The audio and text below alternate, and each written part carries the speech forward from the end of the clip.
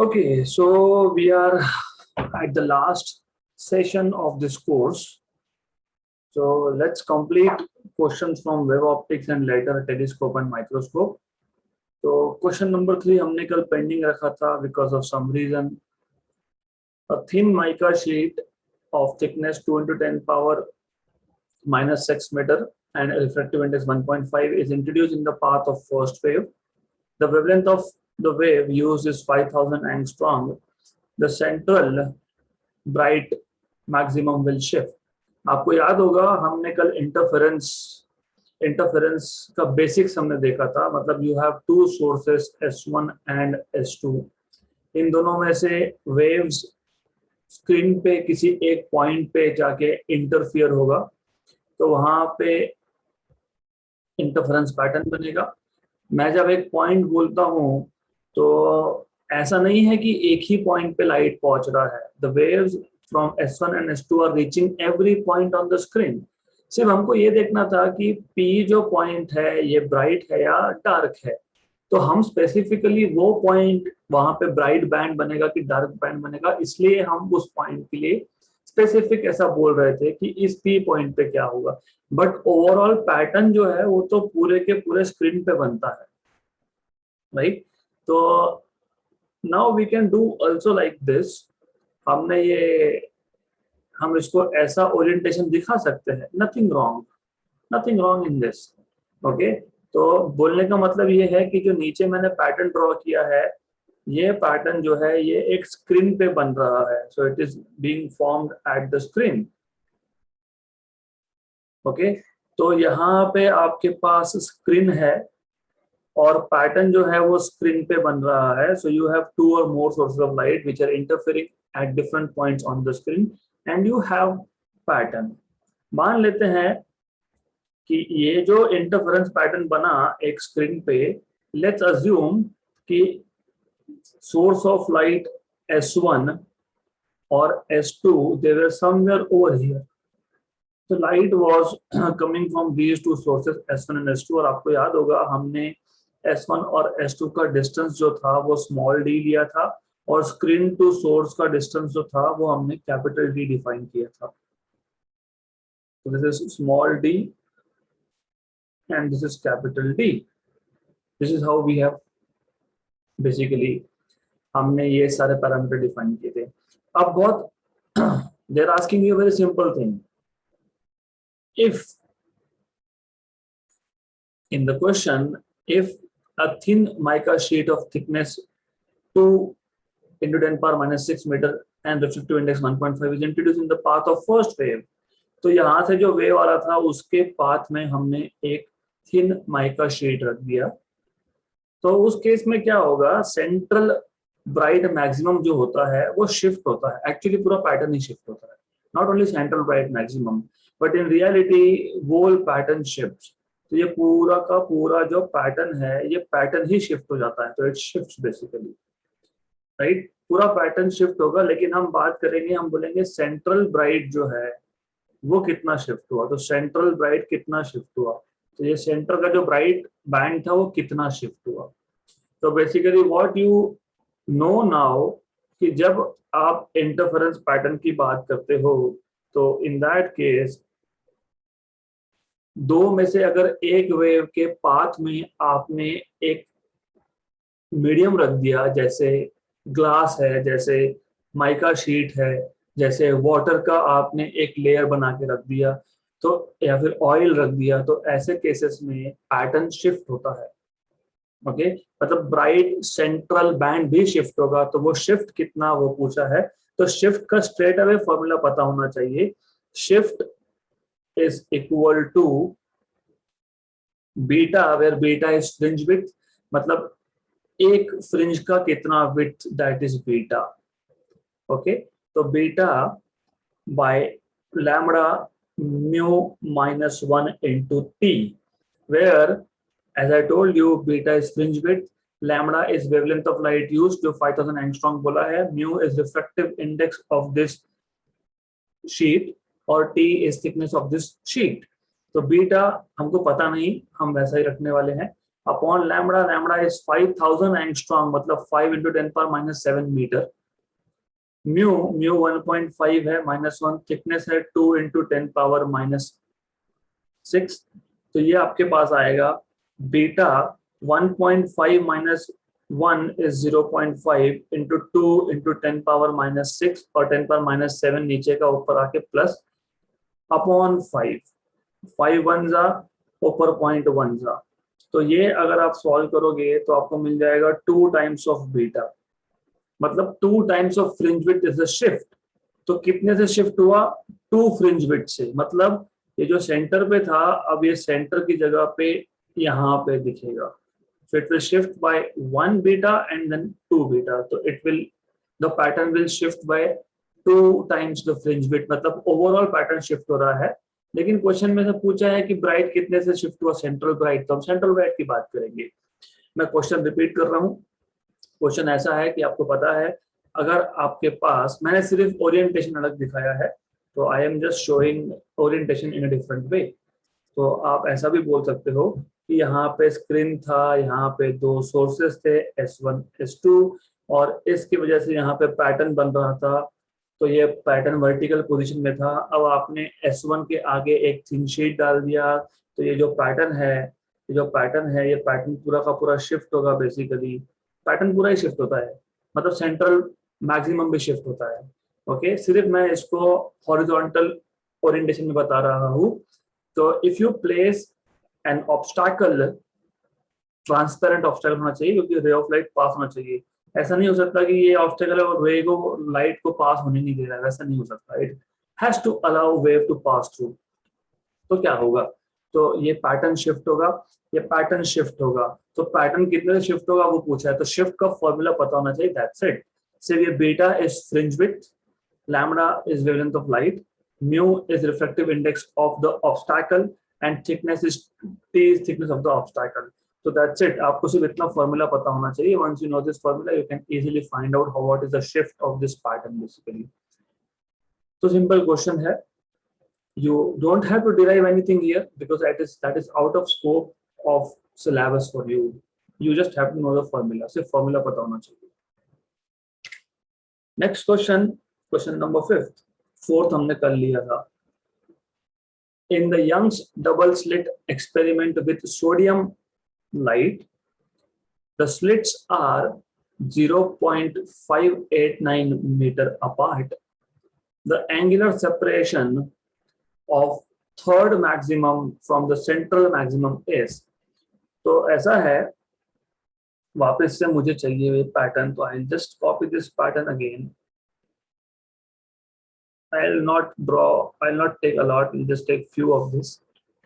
तो ठीक है, तो ऐसा है, you have this interference pattern. Okay, interference pattern क्यों बना? Because of the sources S1 and S2. तो ये जो sources का distance है D, ये आपको बता के रखा है 0.589. So this distance small d is given to you.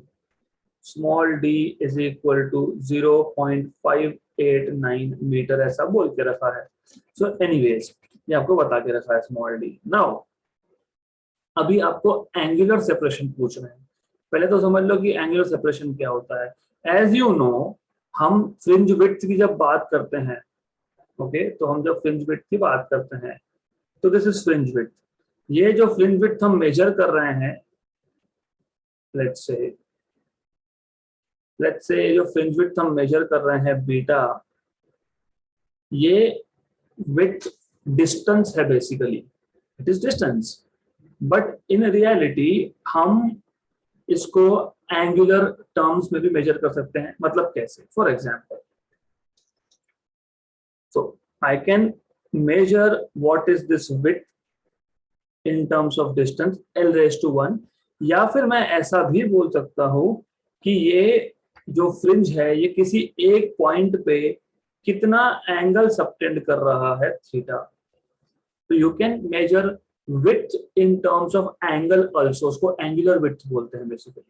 That is called as angular separation, angular width, not separation but angular width. अब क्वेश्चन में क्या बोला है आपको? The angular separation of third maximum from the central maximum. तो centre से third maximum का distance क्या होगा? तो let me mark what is centre first. तो दिस इज द सेंटर। अब थर्ड की बात की है तो what I will do is,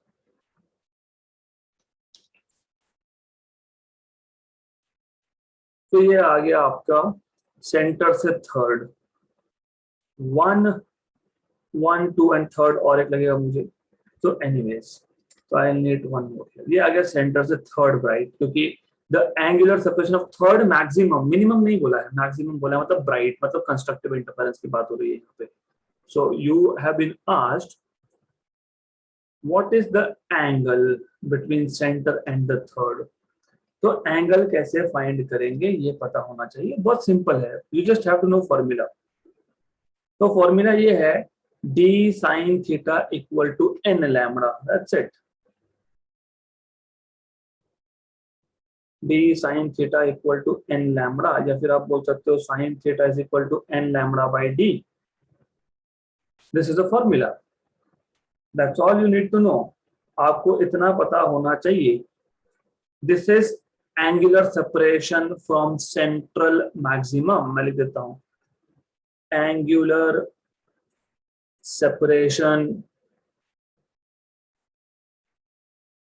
किसका, ऑफ nth मैक्सिमम, यहाँ पे कंस्ट्रक्टिव इंटरफेरेंस ब्राइट बैंड की बात हो रही है, of nth bright fringe, of nth bright fringe from centre. Dark की बात नहीं हो रही, डार्क के लिए यहाँ पे 2n+1 या फिर m+1 लैम्बडा बाय 2d ऐसा बनता है, वो बाद में देखेंगे हम, राइट? अगर क्वेश्चन आया तो देखेंगे, या तो फिर इट विल बी असाइनमेंट। तो this specific formula is angular separation of nth bright, मैं बार बार रिपीट कर रहा हूं because I want you to know this, nth bright fringe from center not from anywhere else। तो अब यहाँ पे n की वैल्यू कितनी, 3, क्योंकि बोला क्या है थर्ड मैक्सिमम की बात की है, तो 3 लैम्बडा, लैम्बडा हमको दिया है 589 mm, तो लैम्बडा है 589 इंटू 10⁻³ मीटर, क्योंकि mm बोला है तो 10⁻³ मीटर है वो। Okay, actually is not correct, I tell you why, answer नहीं मिलेगा आपको, मैं बताता हूँ, ये एक्चुअली नैनोमीटर आना चाहिए। 589 wavelength is you cannot have, it should be nanometer, मतलब it should be, क्योंकि 5890 ये सोडियम सोर्स, सोडियम लाइट बोला है ना, sodium light is yellow coloured light, yellow light होता है 5890, और एक लाइन होता है वहां पे डबलेट होता है वो, but anyways we don't care for doublet, single line पता होना चाहिए। सोडियम सोर्स ऐसा सुना ना आपने, तो 5890 एंगस्ट्रॉम मतलब 589 नैनोमीटर, मतलब वहां क्वेश्चन में प्रिंटिंग मिस्टेक है, ये पता होना चाहिए। अपॉन डिस्टेंस, डिस्टेंस कितना बोला है 0.589, तो 589 इंटू 10⁻³ कैंसिल कैंसिल, ये ऊपर जाएगा, तो ये आपके पास आएगा 3 इंटू 10⁻⁻6, मतलब साइन थीटा 3 इंटू 10⁻⁶, मतलब theta equal to sine inverse of 3 into 10⁻⁻6, option number D. तो अगर आप ये नैनोमीटर नहीं समझते तो फिर आंसर नहीं आता, फिर it will be like a difficult task. क्यों? क्योंकि अगर मैं यहाँ पे मान लो, यहाँ पे मैं 10⁻³ लिख रहा हूँ, तो ये और ये तो सीधा सीधा कैंसिल ही हो गया। ओके, तो you have 3 sign inverse of 3, ऐसा ऑप्शन में नहीं है, तो वैसे भी साइन इनवर्स ऑफ 3 तो हो नहीं सकता, साइन की वैल्यू 1 से ज्यादा होगी नहीं है, तो एनीवेज तो you have to know this. तो formula, this formula is for angular distance, angular separation of nth bright fringe from center। तो ये बेसिक फॉर्मूलाज पता होने चाहिए, वैसे बुक्स में दिया है आपके, ओके, और थ्योरी में मैंने शायद लिया है I think.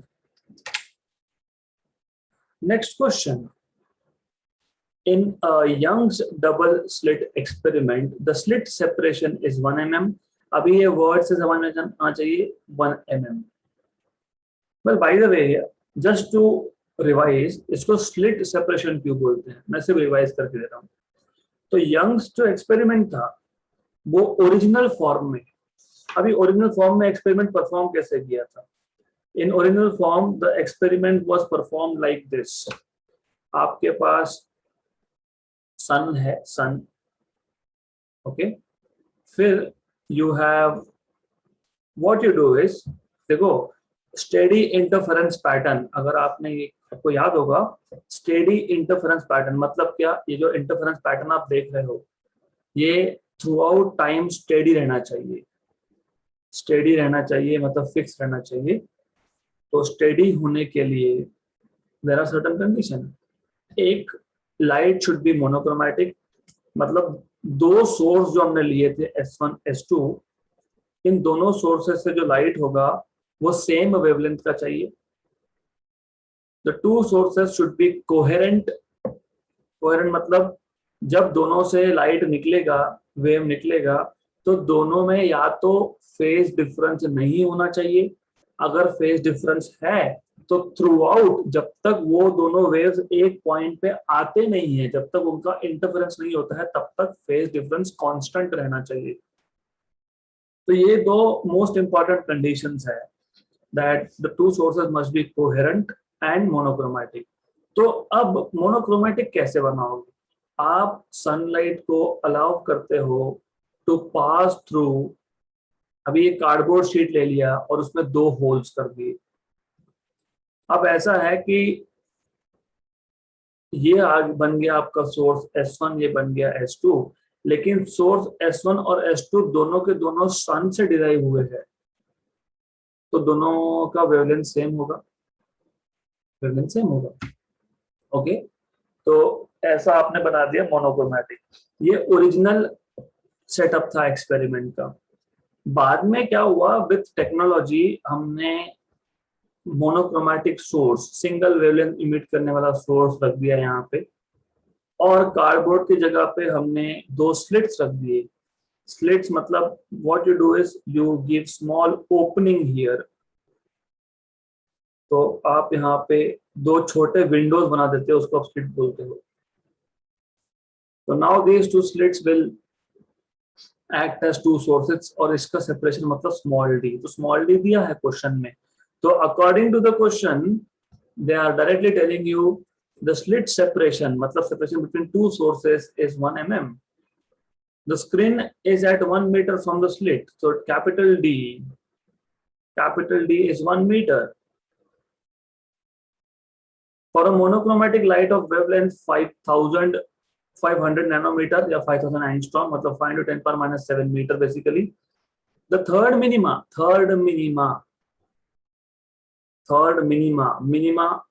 you should know, minima मतलब destructive interference मतलब dark band, okay. The third minima from central maxima is, तो third minima का distance xm equal to 2m minus 1 lambda d by 2d, मैंने आपको बताया था ये। देखो डिपेंड करता है, अभी कुछ बुक्स में आपको यहाँ पे 2m plus 1 दिखेगा, जब यहाँ पे प्लस दिखेगा तो यहाँ पे n लिखेंगे। मैं समझा ही देता हूँ आपको डिफरेंस क्या है। ब्राइट का डिस्टेंस सेंटर से क्या था, n lambda d by D, ये था ब्राइट का सेंटर से डिस्टेंस। डार्क का सेंटर से डिस्टेंस मुझे लिखना है अगर, तो I will write 2n minus 1 lambda d by D. ऐसा क्यों, क्योंकि n की वैल्यू कहां से स्टार्ट हो रही है उस पर डिपेंड करता है, whether n is positive integer, मतलब 1 से स्टार्ट कर रहे हो क्या, 1 से स्टार्ट कर रहे हो तो बीच में माइनस लिख सकते हो, तो you can put a minus over here. तो सम बुक्स, कुछ बुक्स में ब्राइट या डार्क के लिए दोनों के लिए n सेम इंटीजर यूज किया है। इट्स ओके टू यूज, कोई प्रॉब्लम नहीं है, ओके।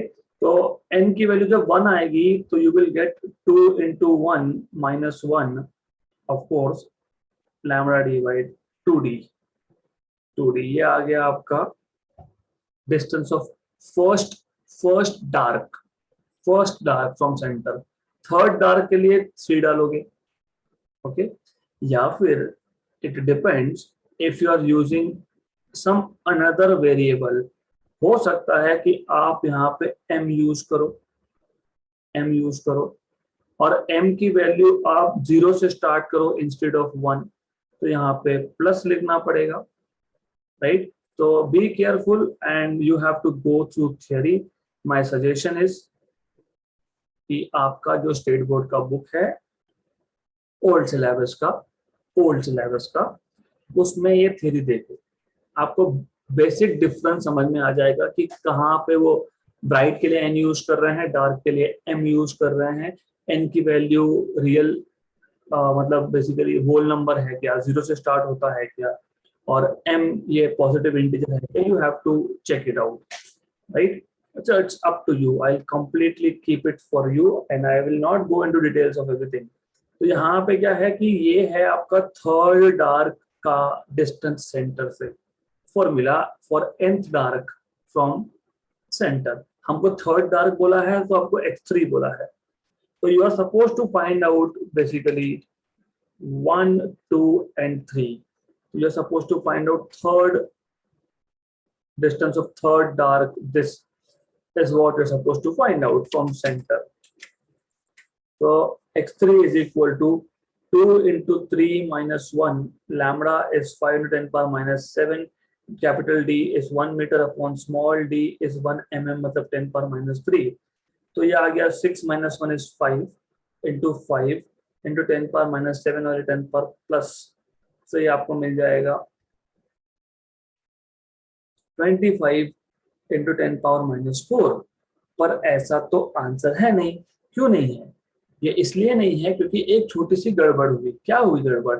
2 नीचे नहीं लिखा मैंने, तो 2 लिखना पड़ेगा, डिवाइड बाय 2 करना पड़ेगा, डिवाइड बाय 2 करना पड़ेगा, तो ये आ जाएगा आपका 12.5 into 10 power minus 4 मीटर, मतलब 1.25 into 10 power minus 3 मीटर, मतलब 1.25 mm। Option number B. तो जस्ट फॉर्मूलाज, नथिंग एल्स, सिर्फ आपको फॉर्मूलाज पता होने चाहिए, that's it. Next question, a slit of width A is illuminated by white light.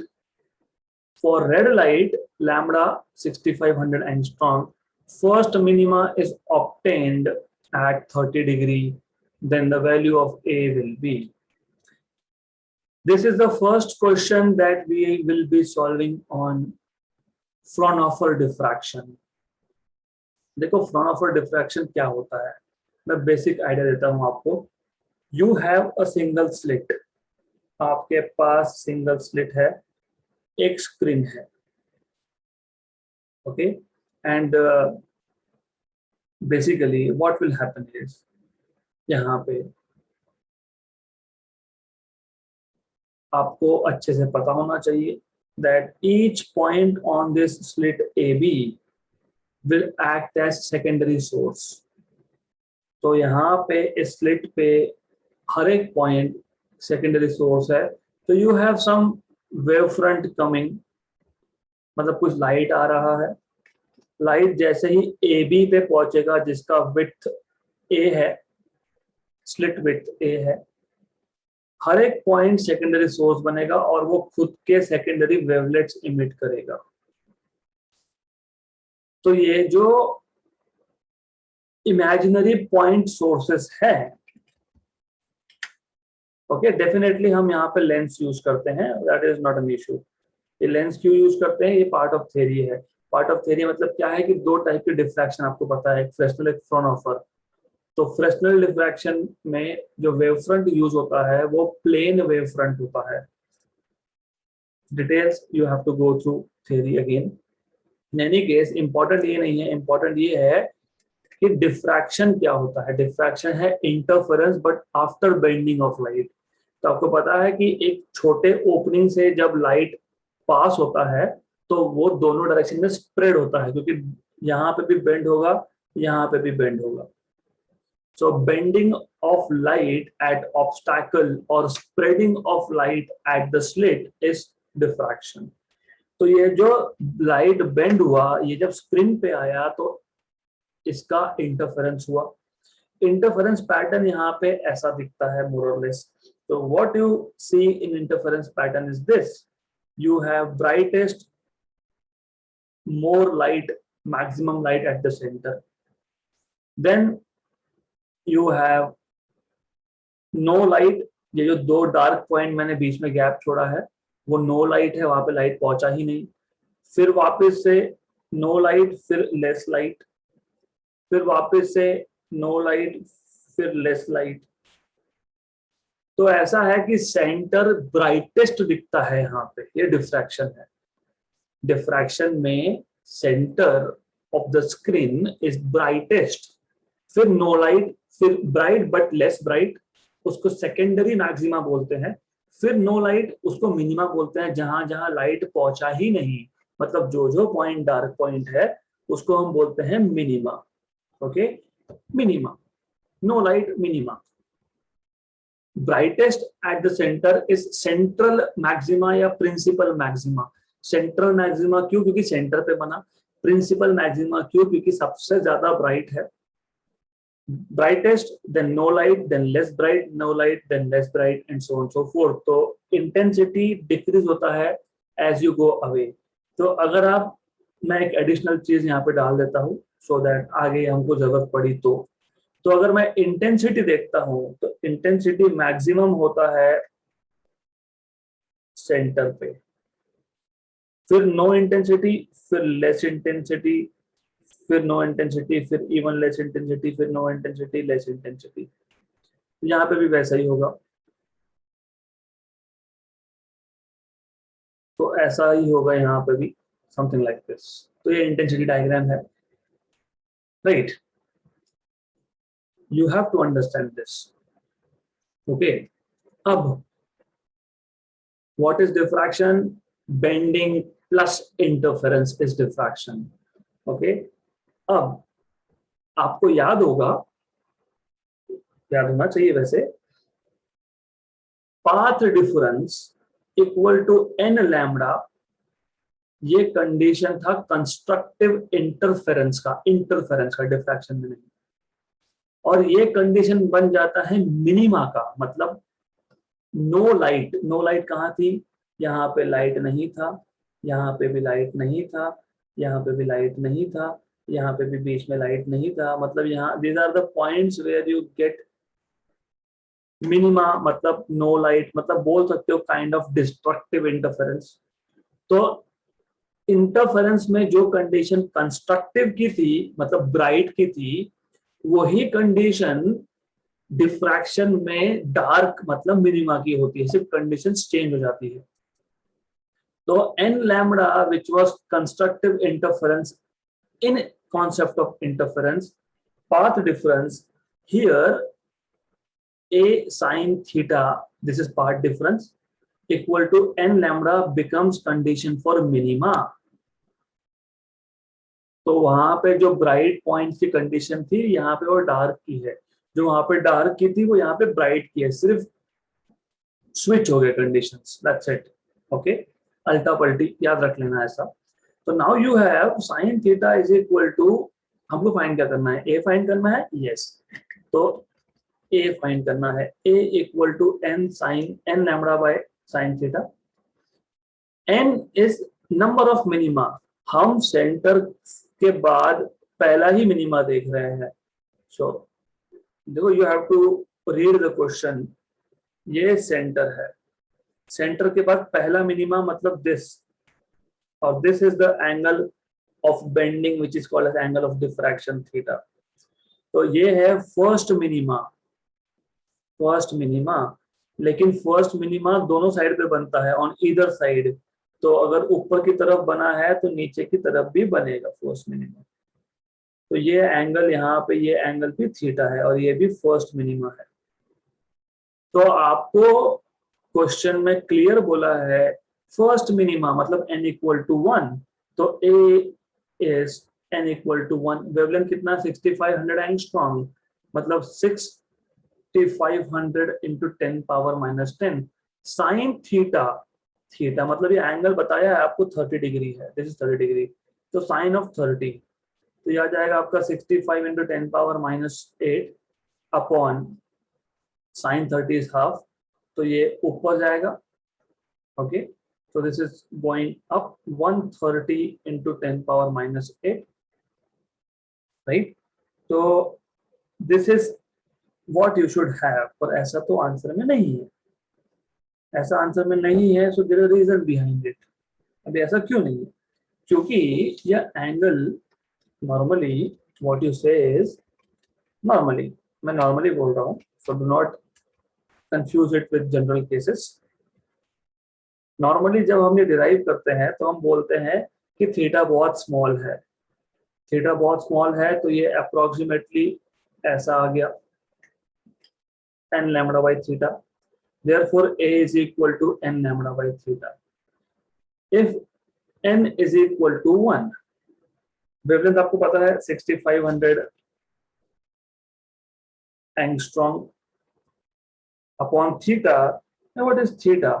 Theta 30 क्या है रेडियन में? रेडियन में पाई बाय 6। तो अब a equal to 65 into 6 into 10 power minus 8 by pi. Okay, 1 by pi आपको पता है 0.318 होता है, into 65 into 6 into 10 power minus 8। तो ये आपका आ गया, रफली रफली बता रहा हूं मैं आपको, 6 3 जा 18, 18 इंटू 65, रफली रफली 124 है क्या? 124 माइक्रोन, यस। तो ये आपको मिल जाएगा माइक्रॉन्स, मतलब ये आ जाएगा 1.24 इंटू 10 पावर माइनस 6 मीटर, तो 1.24 माइक्रोमीटर। माइक्रोमीटर को माइक्रॉन बोलते हैं, ये पता होना चाहिए। तो answer is option number C. तो let us put piece by piece again. बात ऐसी है, लेट मी कंपेयर।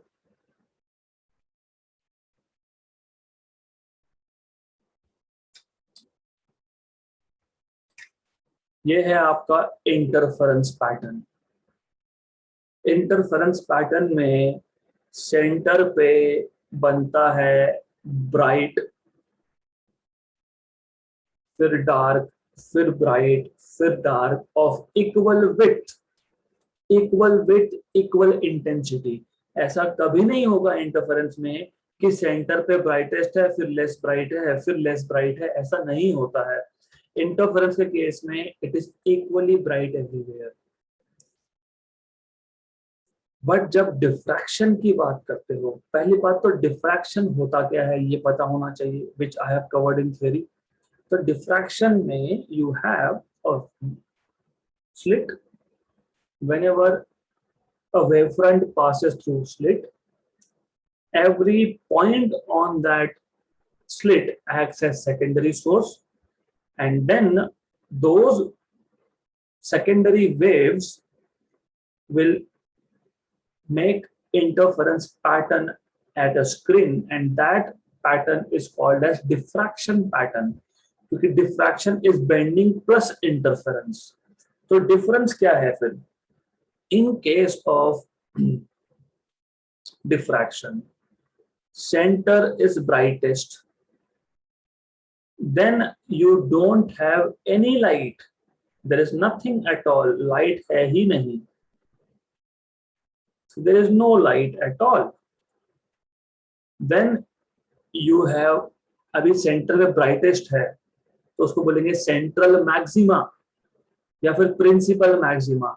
उसके बाद डार्क है, उसको बोलते हैं minima, first minima on both sides, first minima on right side, first minima on left side. अगर यही वर्टिकल होगा तो फिर first minima in the upper half and first minima in the lower half. उसके बाद आपको मिलेगा वापस bright but with less intensity, इसलिए मैंने सर्कल छोटे कर दी क्योंकि इंटेंसिटी कम हो गया। फिर आपको वापस मिलेगा, इसके बाद you will have again dark points, मिनिमास। फिर आपको मिलेगा वापस से bright but with even laser intensity. फिर आपको वापस मिलेगा dark. And by the way it is very interesting, जब मैं इंजीनियरिंग में पढ़ा रहा था तो हमने ये कॉन्सेप्ट का यूज करके थिकनेस ऑफ हेयर, हमने हेयर का थिकनेस फाइंड किया था। इससे कैसे बताता हूँ in a while, just a minute, we just have to finish this off. तो अब this is diffraction. Okay, I'll show you a diffraction pattern here in a while. This is diffraction. Difference क्या है यहाँ पे? Constructive interference का condition क्या था? Path difference equal to n lambda. Constructive का यहाँ पे मिनिमा का कंडीशन, मतलब जहां पे लाइट नहीं पहुंचा, that is path difference equal to n lambda. A sine theta path difference आता है इक्वल टू एन लैम्बडा। सिर्फ कंडीशंस चेंज हो, दैट्स इट। ओके, अब ऐसा है, इसी को मैं ऐसा भी देख सकता हूँ। मेरे स्क्रीन अगर वर्टिकल है तो मैं ऐसा देखूंगा। फिर if I want I can plot intensity here as a function of angle. ऐसा नहीं करना तो फिर doesn't matter, you can also take it like this. तो basically you can also do this. आप ऐसा भी कर सकते हो। No one is stopping you to take any orientation you want. Okay, तो मैं as a function of angle, तो एक्स एक्सिस पे मैं प्लॉट करने वाला हूँ एंगल। तो I am going to plot theta here and I am going to plot intensity here. तो ब्राइटेस्ट कहाँ दिखता है? ब्राइटेस्ट है सेंटर पे, तो सेंटर पे इंटेंसिटी सबसे ज्यादा होगा। फिर ये जो दो पॉइंट्स है जहाँ पे इंटेंसिटी है ही नहीं, तो देखो इंटेंसिटी जीरो हो गया। ये फर्स्ट मिनिमा है, इंटेंसिटी जीरो हो गया। फिर उसके बाद यू हैव लेस ब्राइट, तो पीक मैंने नीचे दिखा दिया, तो peak I have shown smaller. उसके बाद वापस से देर इज नो लाइट, तो नो लाइट, वापस से you have points of no light here.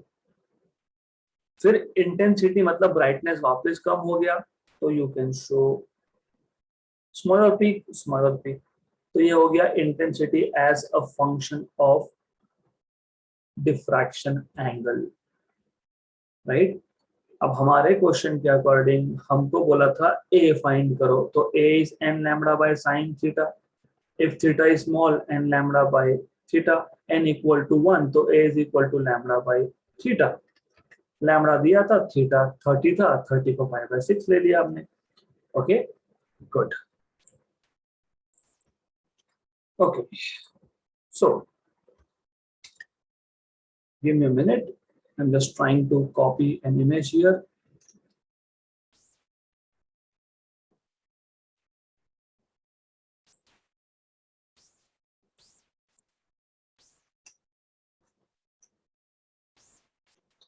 Here we go.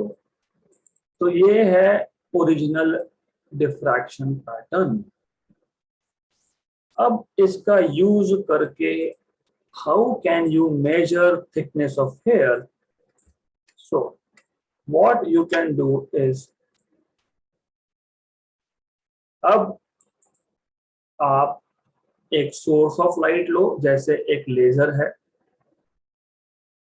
यहाँ पे वायर या फिर हेयर जिसका भी थिकनेस मेजर करना है वो एज अ ऑब्स्टैकल रखो। लेजर लाइट उस पर फोकस करो।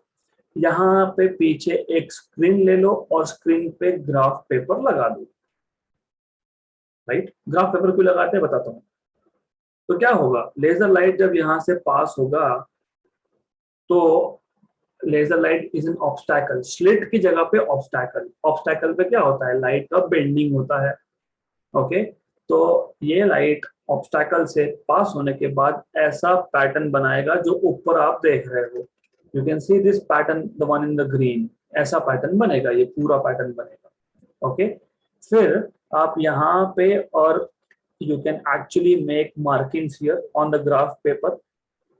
आपको पता है ग्राफ पेपर पे लाइंस होते हैं और ईच लाइन का एक स्पेसिफिक डिस्टेंस होता है, सम डिस्टेंस, लेट अस से 1 mm। तो ये जो दो मार्किंग मैंने किए थे ये फर्स्ट मिनिमा थे। These two markings are first minimas. अब फर्स्ट मिनिमा थे तो हमको तो पता लग गया ये डिस्टेंस कितना है। फिर कैसे, अगर इन दो मार्किंग के बीच में 5 लाइन आई तो 5 mm डिस्टेंस। तो हमको सेंट्रल सेंट्रल मैक्सिमा का विड्थ मिल गया, और हमारे पास कंडीशन तो ऑलरेडी है a sine theta equal to n lambda, तो a equal to n lambda by sine theta. जो भी डिस्टेंस होगा यहाँ से ऑब्टेन किया हुआ वो बेसिक फॉर्मूला में डालोगे, और आप ए क्या था, स्लिट विड्थ था, यहाँ पे ए क्या होगा, ये जो हेयर या जो वायर हमने यूज किया है इसका थिकनेस। तो I will not go into further details, you just have to you have to give it a try yourself also, आपको खुद को भी ट्राई करना चाहिए to find out basic formulas, to derive basic formulas, but this is how it looks like. It looks very beautiful pattern. So anyways, so let's go to next question now. Direction मतलब angle of first secondary maximum in the Fraunhofer diffraction pattern at a single slit is given by, मैंने आपको अभी अभी बताया just now, यहाँ पे याद रखना maximum a sine theta equal to n lambda, ये मिनिमा का कंडीशन था, ये मैक्सिमा का कंडीशन नहीं था। मैक्सिमा का कंडीशन होता है a sine theta equal to 2n plus 1 lambda by 2, क्योंकि ये कंडीशन डिस्ट्रक्टिव का होता है इंटरफेरेंस में, तो यहाँ पे ये कंडीशन होगा ब्राइट का, मतलब मैक्सिमा का डिफ्रैक्शन में। तो ये दो कंडीशन आपको पता होनी चाहिए, it is important for you to know. क्या बोला है आपको बोला है कंडीशन डायरेक्शन ऑफ फर्स्ट पहला n equal to 1, secondary maximum n equal to 1 डालो तो आपको मिलेगा a sine theta is equal to 2 into 1 plus 1 lambda by 2, तो 3 लैम्बडा बाई 2, मतलब a sine theta equal to 3 lambda by 2। Option number D हो गया, right. This is how you are supposed to find out. गलती के chances है अगर आप maximum इस पे ध्यान नहीं दोगे और मिनिमम कंडीशन यूज करोगे, तो a sine theta equal to lambda, मतलब ऑप्शन नंबर सी लिख के आओगे। तो conditions are important, so these two conditions are important. Minima मतलब नो लाइट, मैक्सिमम मतलब ब्राइट। सेंटर पे होगा तो मैक्सिमम ब्राइटनेस होगा। Okay, good.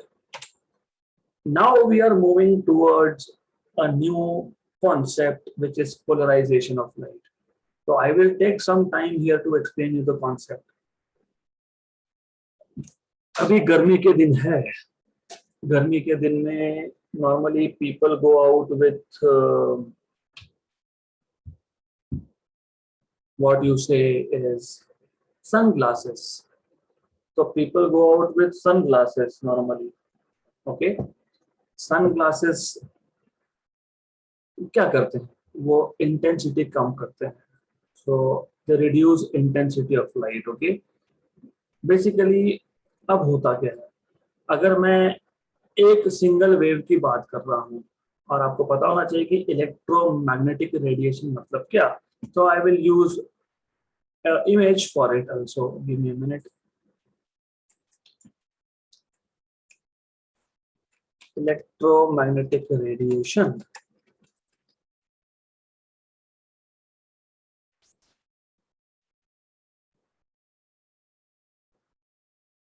just a minute।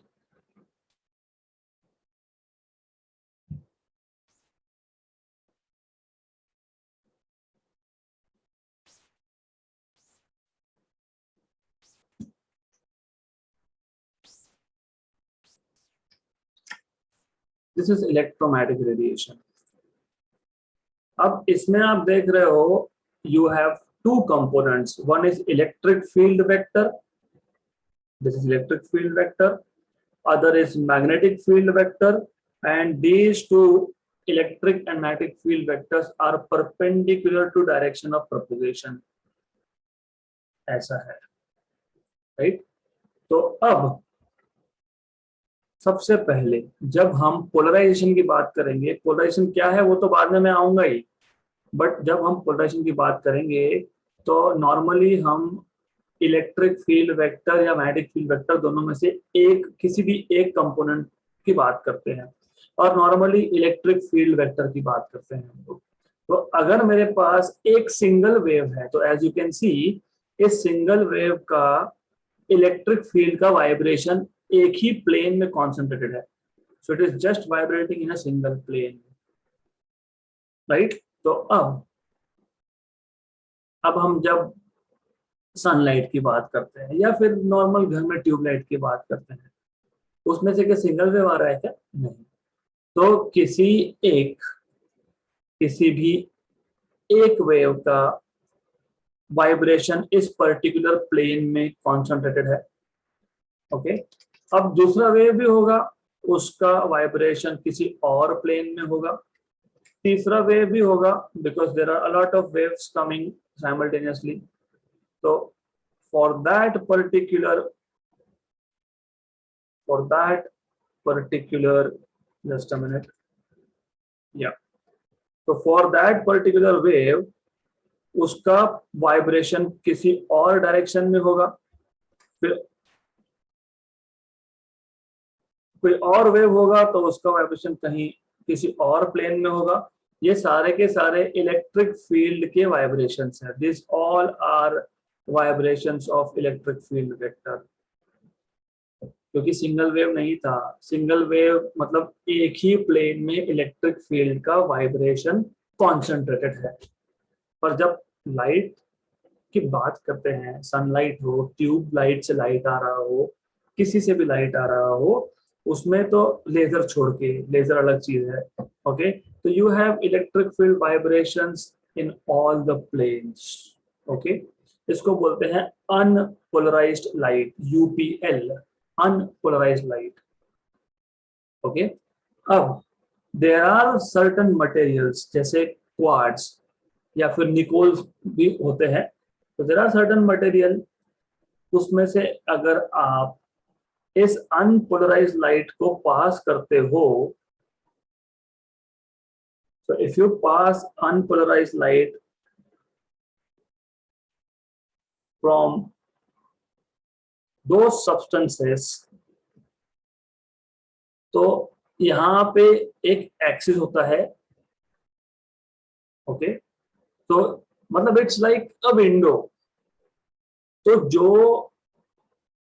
Vibration जो वाइब्रेशन इस एक्सिस को पैरेलल होगा, सिर्फ वही वाइब्रेशन पास होगा, बाकी सारे के सारे वाइब्रेशन ब्लॉक हो जाएंगे।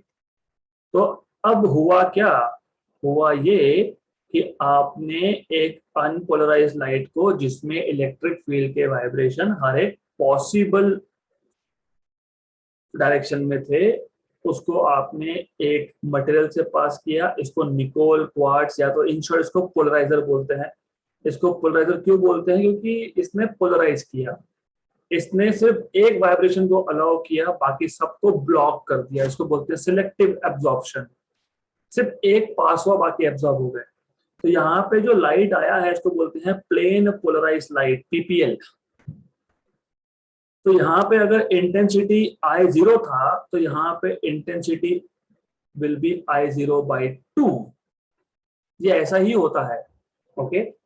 तो इंटेंसिटी कम हो गया, मतलब अभी रोशनी हमको कम मिलने वाली है, इंटेंसिटी कम मिलने वाला है। This is what you should know at the first place.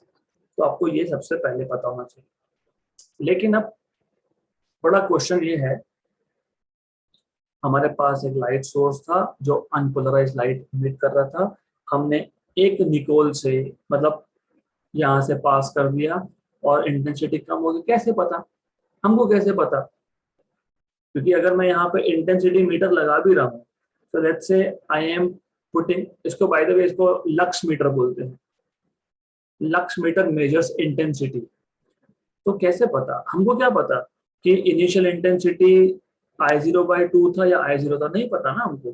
फिर हम क्या करेंगे, हम एक और निकोल प्रिज्म यहाँ लगा देंगे, और जिसका angle with respect to the first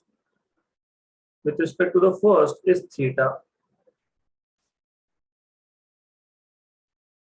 अब पहले निकोल ने क्या किया, पहले निकोल ने पोलराइज किया, दूसरा निकोल क्या कर रहा है, दूसरा निकोल यूज करके हम एनालिसिस कर रहे हैं कि सच में लाइट पोलराइज हुआ, इसको बोलते हैं एनालाइजर। और intensity, final intensity here, it is important, here is I0 by 2 cos square theta।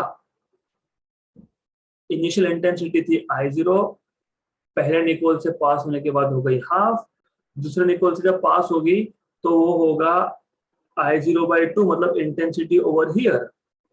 Okay, तो मैं इसको ऐसा भी लिख सकता हूँ, I dash equal to I cos square theta, इसको हम बोलते हैं Malus law. This is called as Malus law.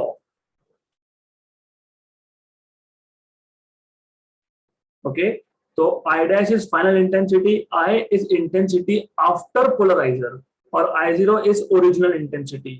तो आप जब इसमें डालोगे ये सब वैल्यूज I0 by 2, क्योंकि I is I0 by 2 cos square 60, so that is equal to I0 by 2 and I0. How do you solve this? This is simple. Two nicols are oriented with principal planes making angle 60, theta 60 दिया है, तो I0 by 2 cos square 60, cos square 60 आपको पता है what is cos 60?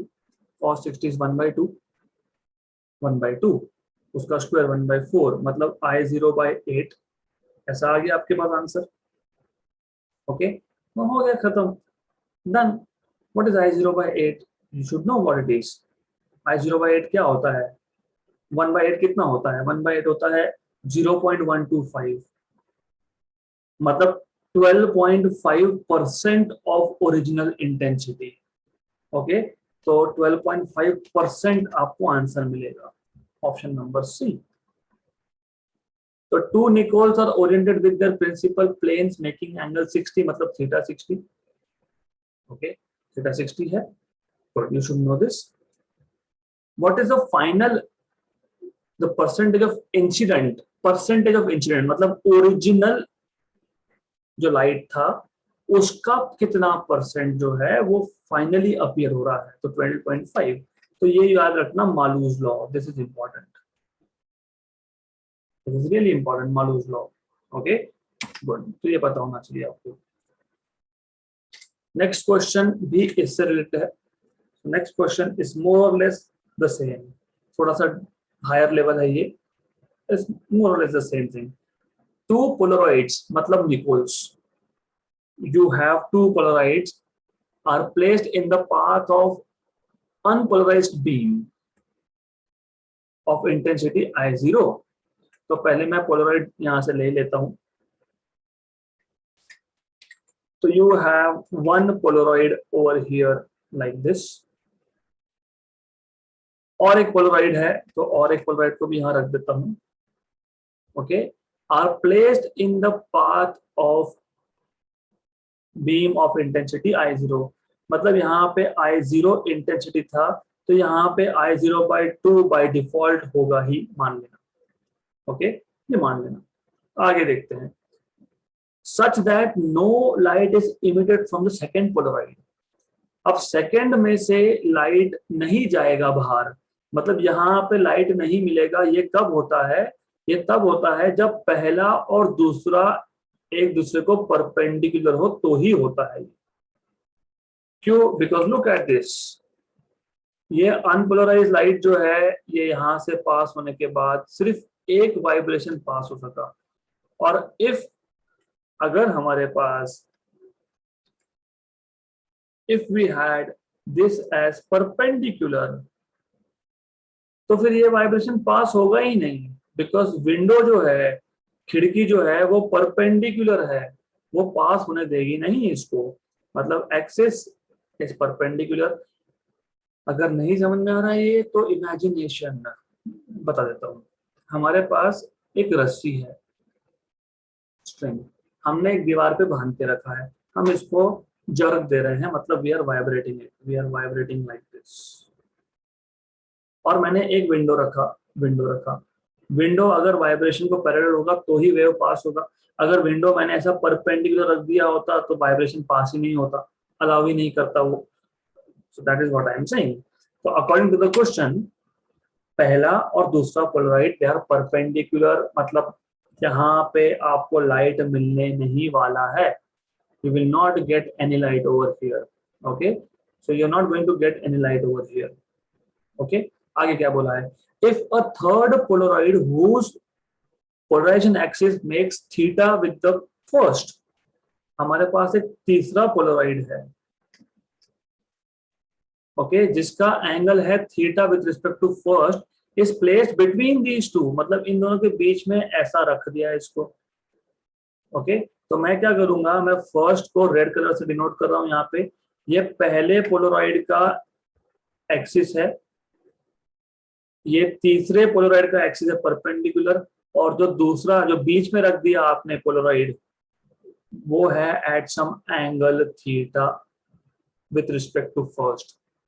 तो basically this angle here is theta, so this angle over here is theta, right। अब आपको पूछा है intensity of light emerging from the last Polaroid.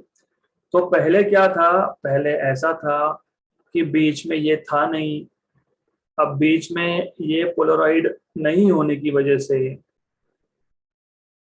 Finally यहाँ पे कोई लाइट मिल नहीं रहा था, क्योंकि पहले पोलराइड का और लास्ट पोलराइड का एक्सिस परपेंडिकुलर था। लेकिन जैसे ही मैंने थर्ड पोलराइड इन दोनों के बीच में रख दिया, तो यहाँ पे some light I am receiving, उसका इंटेंसिटी कितना ये पूछा है। तो मैंने आपको ऑलरेडी बताया, जब पहले पोलराइड से लाइट पास होता है उसका इंटेंसिटी होता है हाफ, फिर यहाँ पे जब सेकेंड पोलराइड से लाइट पास होगा तो here intensity will be according to Malus law I1 cos square theta, okay. और यहाँ पे जब लास्ट में आएगा तो I3 इक्वल टू I2। और एक चीज याद रखो, ये एंगल थीटा है तो ये एंगल 90 माइनस थीटा है।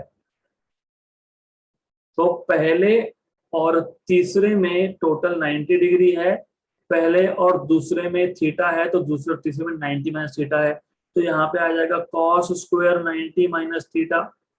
देखो मालूस लॉ पता होना चाहिए, मालूस लॉ के अकॉर्डिंग अगर दो निकोल्स में, दो पोलराइड्स में, दो पोलराइजर्स में एंगल थीटा है तो intensity coming out is I cos square theta, ये पता होना चाहिए।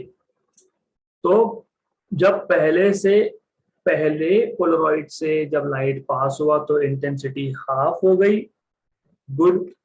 जब दूसरे से पास हुआ तो इंटेंसिटी आएगा I1 cos स्क्वायर थीटा, क्योंकि अब दो पोलराइड से पास हुआ है, दोनों में एंगल थीटा है। अब जब ये लाइट थर्ड में से पास होगा तो हो जाएगा I2 cos square 90 minus theta, क्योंकि इन दोनों में एंगल, सेकेंड और थर्ड में एंगल 90 माइनस थीटा है। तो I2 है आपके पास I1 cos स्क्वायर थीटा, और ये cos स्क्वायर 90 माइनस थीटा, और I1 है आपके पास I0/2 cos स्क्वायर थीटा, और ये cos square 90 minus theta is sin square theta. Okay, this is what you should know. Good, तो we are so far so good here. अब आपको पता होना चाहिए बेसिक, वेरी बेसिक ट्रिग्नोमेट्री। तो मैं क्या करूंगा, मैं यहाँ पे मल्टीप्लाई डिवाइड बाय 4 करूंगा। इसको क्यों ऐसा कर रहा हूं समझेगा आपको। फिर इसको मैं लिख सकता हूं I0/8 2 cos theta sin theta का स्क्वायर। तो ये आ जाएगा I0/8, this is 2 sin theta cos theta is sin 2 theta का स्क्वायर। तो ये आ जाएगा आपके पास I0/8 sin स्क्वायर 2 थीटा। मतलब you have option number A. तो ये मिल गया आपको फाइनल इंटेंसिटी। तो मालूज लॉ एक बार आप देखो, और जो मॉड्यूल्स मैंने दिए हैं उसमें थियरी पूरा है इसका। तो this is how you can solve this particular question. Okay, good. So now I will be going towards microscope and telescope.